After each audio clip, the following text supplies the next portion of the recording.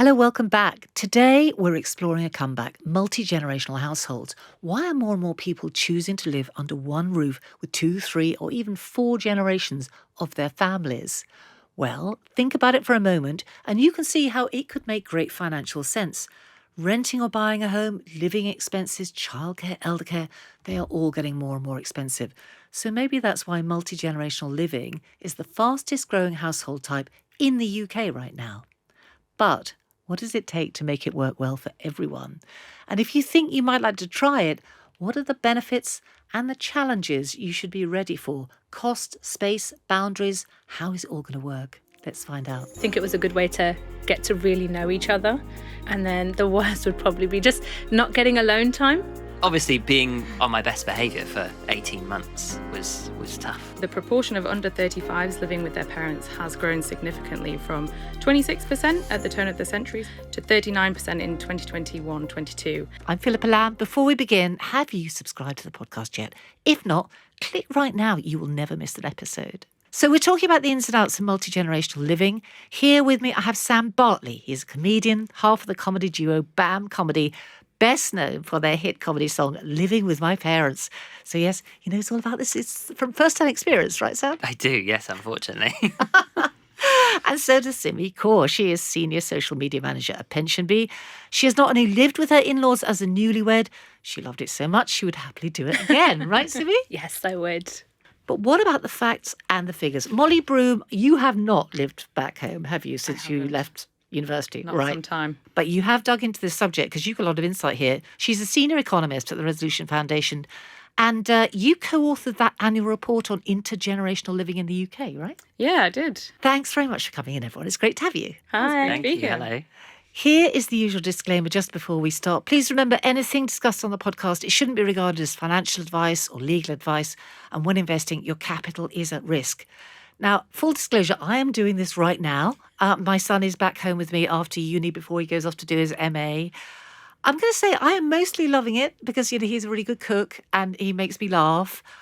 I'm not going to pretend we haven't had our moments, though. So tell me about yours. What were the best and the worst parts of living in a multi-generational house, Sam? Yeah, I mean, it was great. Overall, can't complain. So you were with your in-laws or your parents? My in-laws, Okay. So Beck's parents. Obviously, there's some hiccups. You've got to be a bit careful. You've got to, hold in farts and all that stuff. So, and obviously being on my best behaviour for 18 months was tough. How well did you know them before you did it? Well, we've been together for 8 years, so we do know each other really well. Simi, you were a newlywed, weren't you? I was, but it's quite normal for within our culture. But I would say the best part was to just have time together. I think it was a good way to get to really know each other, especially with my daughter because she was born there as well. And then the worst would probably be just not getting alone time. That would be the big one for Yeah. me, I've got to say. I mean, Molly, as I say, you haven't done it. Can you see yourself ever doing it, maybe later in life? I think probably not. I think having lived independently for a long time, I really like my own space. So I think having to go back and figure out what roles and responsibilities are who would be really difficult. Yeah, I think I would fall back to being a teenager and expect my washing to be done and cooking to be done for me. So probably wouldn't be a good thing for me. Talking of my son, there has been a bit of negotiating around that. Molly, anecdotally, more Gen Zs and young millennials than ever are living at home now, aren't they? Do we know how many? We found that the proportion of under 35s living with their parents has grown significantly from 26% at the turn of the century, so 2000, 2001, to 39% in 2021-22. And that's equivalent to around an extra 2 million young people living at home with their parents. It's a lot. And that data's 2021-22. I'm guessing it's higher now, don't you think? Yeah, we did see quite a spike during the pandemic as lots of people moved back with their parents during lockdown, but it has been climbing steadily up. So yeah, I would expect it to be a little bit higher now. So this is a huge shift, isn't it? I'm interested to know, Simi, why did you do it? So I'm Punjabi. So within our culture, we do live with our in-laws. So after you get married, you live with your in-laws. Some people stay living with their in-laws. I was with them for 5 years. So I had my first child while I was living with them as well. And it's just something I grew up with. So it was quite normal. I didn't have any other, I want to live by myself straight away. I was quite excited too. It's a nice way to get to like know them, know your extended family. So all of my husband's side of the family lived locally as well. I enjoyed it. It was good. I can see how that would be really lovely, that being part Yeah. of the community thing. But were your friends at school though, and all the people who didn't come from that culture, did it seem strange to them? I think, to be fair, most of my friends at school were part of that culture. So I didn't know any differently either. It's only when I started working and I would tell people that I lived with my in-laws for 5 years that I realised, I was like, oh, actually, this isn't as normal as they're making it out to be. But yeah, it was more of a shock to like people I worked with. So Sam, how about you? What prompted it? Well, me and Beck lived in London for like 4 years and we couldn't save any money, obviously, because it so leaves expensive. you dry. Like you take a breath and it's like 20 quid. So yeah, we wanted to get the house. We wanted to get the mortgage and stuff like that. So we broached the idea to Beck's parents and luckily they were into it. It was to save money for a house and we did it, which was great. It worked. And did you set a time frame on that at the start? Yes, we stupidly said 6 months and it was 18 months. So, which is classic. We hear lots of evidence of lots of people moving back to live with parents because we know that the private rented sector is extremely unaffordable, particularly in recent years. Yeah, and it's so very, very tough, isn't it, getting the deposit together, let alone the monthly payments. Yeah, absolutely. Luckily, they didn't charge us rent, so we were able to do it really quickly. The big bulge in this number, I think it is, Gen Z, it's young millennials.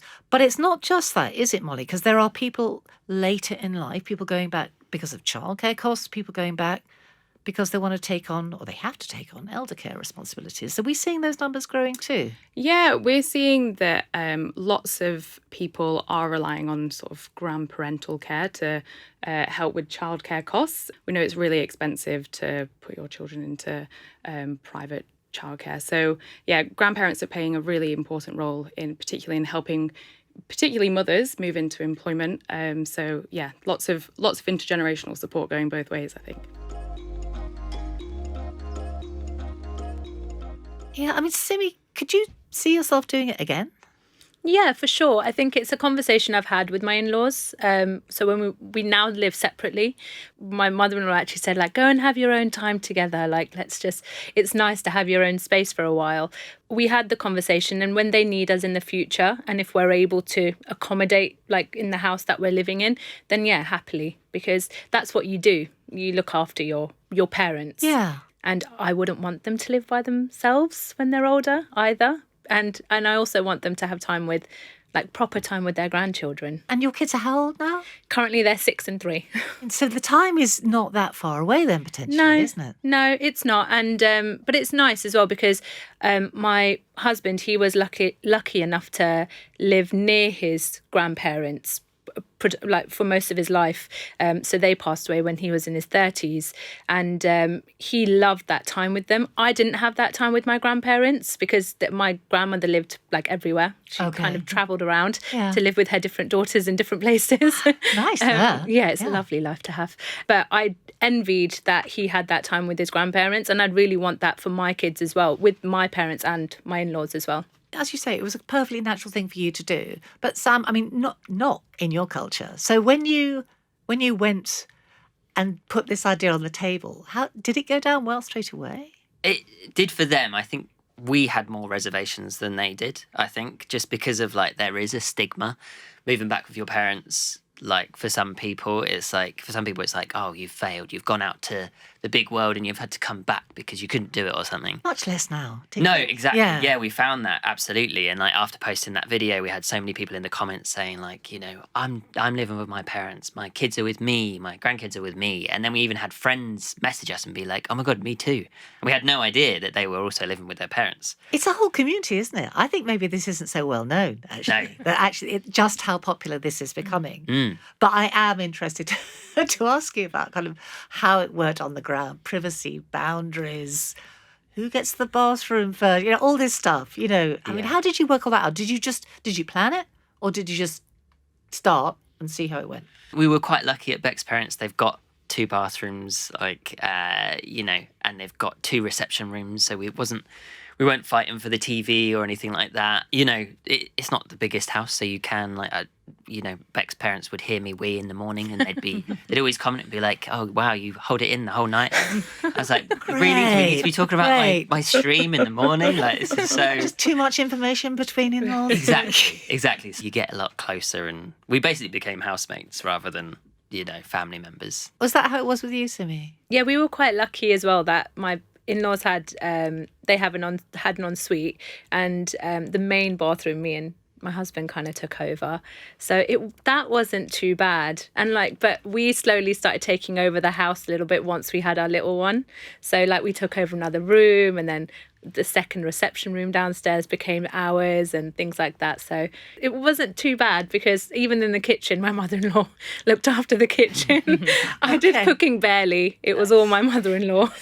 We're understanding why she liked going. Yeah. Can I go? Hi, it's me, Philippa, just interrupting for a moment to say a big thanks to all of you who've subscribed to the Pension Confident podcast. Our mission is to help you feel more financially confident, and we are thrilled with the community we're growing here on YouTube. If you haven't already done it, hit that subscribe button right underneath this video so you never miss an episode. Meantime, enjoy the rest of this month's conversation. What about boundaries around using each other's stuff? I mean, big stuff like cars. And did you have a plan? Did it just evolve? It was very much just sharing everything. We used to do each other's laundry. It was very much a family unit. It was like, whatever's yours is mine. Sam? Laundry? Did you do your in-laws' laundry? No, but it did magically get done, which was really nice. And it's like the quickest life cycle of a piece of clothing I've ever seen. Like, genuinely, you wear it and then you could get it the next day, or even in the same day. So we were very fortunate. But paying rent never came into the conversation?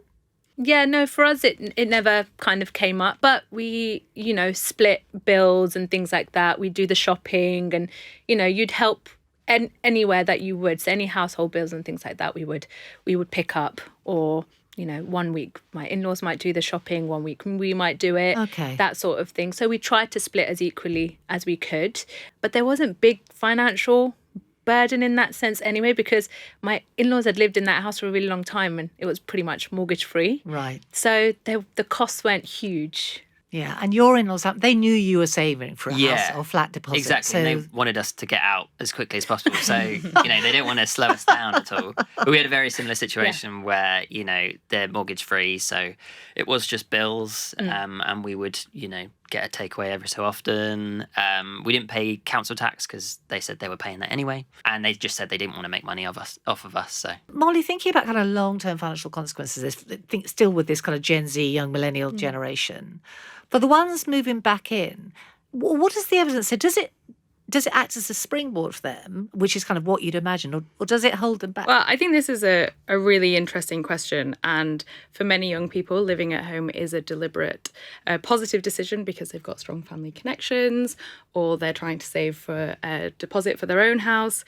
But we found that not all reasons are so positive. Some young adults might be forced to live at home because they are finding it difficult to secure stable employment. So, for example, our research showed that young adults living with their parents were more likely to be unemployed, more likely to be in low-paid work, and more likely to be employed on temporary contracts compared to those living with not living with their parents. So given this evidence, one concern that we had was that living with parents was limiting economic mobility, and therefore meaning that those living with their home were less able to move into better paid jobs elsewhere. Yeah, kind of traps you in that situation. Exactly. And does it? Well, actually, we found very little evidence to support that. In fact, young people living with their parents were just as likely to move into higher skilled jobs, get pay rises, and escape low pay as those who were not living with their parents. And actually, over 5 years, they tended to catch up with their peers not living with their parents. So just as likely to be in employment and no more likely to be in low pay. So definitely less of a trap than we thought it was in the past. That's good to know, isn't it? Particularly now the numbers are getting so high. And obviously, when we're thinking about,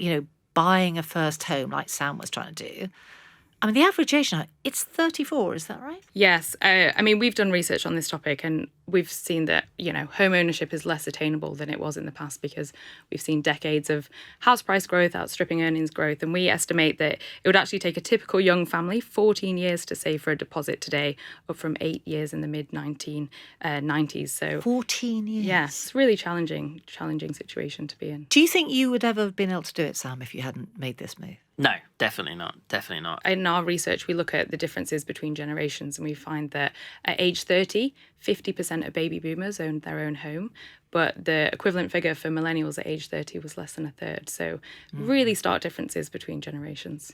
And of course, these cost pressures, they continue throughout life, don't they? I'm thinking, children, childcare, we all know just how expensive that can be now. Do we have numbers on that, Molly? Yeah, I mean, we hear lots of conversation about how difficult it is. But I think what's important to mention in this context is actually, I think government support for childcare has been a bit of a success story.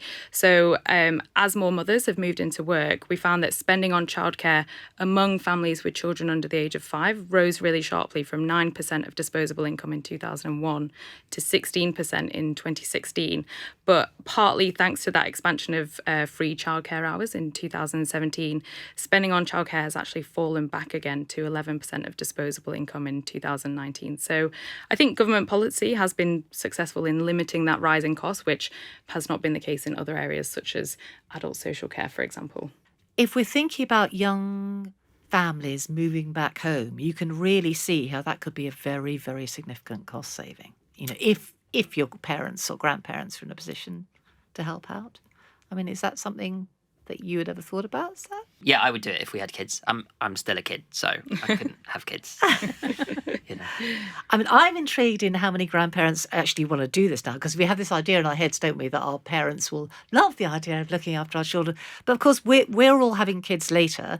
They're all working longer.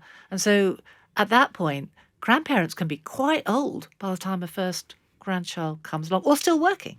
Yeah, definitely. So we found in our research that more mothers are moving into employment, more mothers of young children, and we would have expected that the gap in childcare to be filled by sort of grandparents and informal support. But actually, it hasn't been. The amount of childcare that grandparents are doing has remained pretty stable since 2005. And I think that's probably linked to the fact that grandparents are working later because of increases in the state pension age, particularly for women, and also the fact that grandparents tend to be older.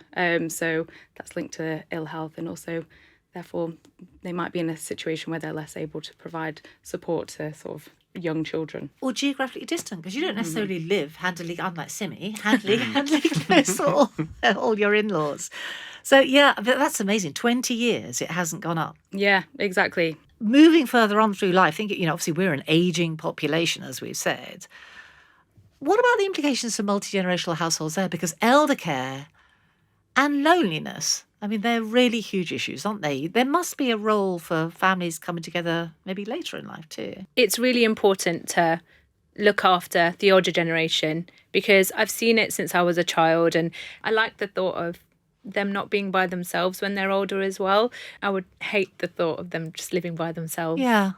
But thinking about intergenerational family wealth, if your parents get older and they need elder care, I mean, looking at NHS estimates, we're talking about over 40,000 a year for a living carer. And to be honest, that sounds quite low, according to some of the, based on some of the stories I've heard. Serious money, and that's money leaking out of the family as a whole, isn't it? So even if you were thinking about it in a really hard-headed way as a young person, it might be more rational for you to go home, help your parents out, even if you weren't that inclined to do it, rather than see years and years of that sort of money disappearing out of their family coffers. To protect their inheritance. Yeah. I mean, to be really cynical about it. We're not all as lovely as Simi, but people who might not otherwise have thought about it, those numbers are so high now, aren't they? It's a real consideration. Or the house being sold, the family house being sold to pay for elder care or residential care. These are big decisions, aren't they? I think I'm less skeptical, and I think lots of people do it because it is really rewarding. They want to help their family, and there's a lot of love within the family. We're a money podcast. That's why I'm dragging it back to money. But of course they but do. It is true that residential care is private residential care is really expensive. We've not seen the expansion of public provision to keep up with rising demand, so people are spending a lot of money, and that is going to eventually eat into people's inheritances. So yeah, it's definitely something that people might be considering when deciding as to whether to provide care for their parents. Yeah, later in life. And you get big savings, don't you? Like one car, not two, all that sort. I mean, it's a lot of money, isn't it? As an on-cost going on forever. I am wondering, though, about people doing that elder care provision and what that does to their incomes and what that does to their savings as well. Because you can see how if you just put it down on paper, this looks great, we're saving money on that carer. But if you're not earning, if you're providing proper care, I think PensionBee have done some work on that. Yeah, so we did some research on this, and in our PensionBee Carers Gap report, we found that there was an estimated £5,000 loss to your pension pot for every year you're out of paid work. So 5,000 a year Yes. less. Yes. That's a lot. Yeah, it's a big chunk. I think 1 in 3 people take on caring responsibilities, and that might be for your child or for someone elderly within your home. Yeah. Do you think women really think about that when they make these decisions? That they understand the financial implications of those choices? No, I don't think so. Before joining PensionBee, I didn't think about that whatsoever. When I had my first, I didn't think about my pension whatsoever. I didn't talk about my husband, about topping up my pension or anything like that. Whereas when I had my second and I worked at PensionBee, I had read a lot of the content that we have, and I realised how important it was to talk to my husband about, okay, I'm not making as much money now. You need to help me top up my pension because I need to make sure that my pot is just as good as yours when it comes to retirement.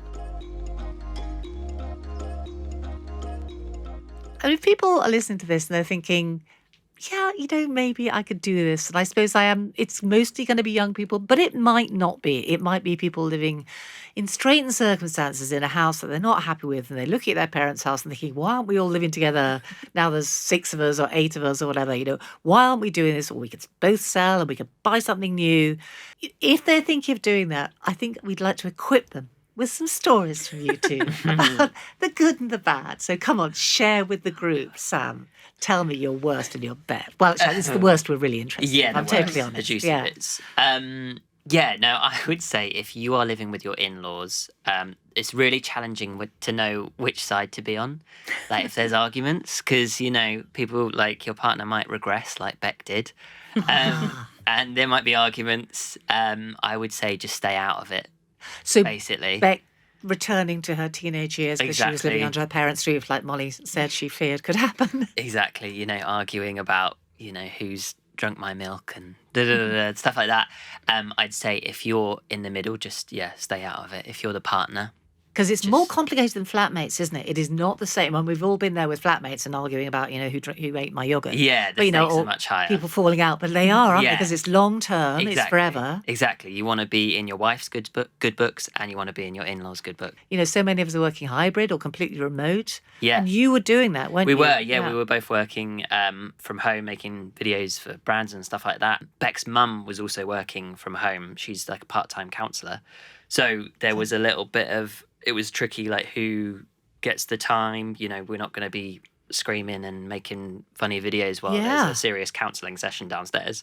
So there was a little bit of negotiation with, who gets what time and stuff like that. So you've got to be really careful. It's all about boundaries, really. Sylvie, you obviously genuinely loved it. They were good, and everything comes with good and bad. So it was probably, the alone time that was hardest for me and Hardy, because we were newlyweds. There was a lot of family time, quite a lot of the time.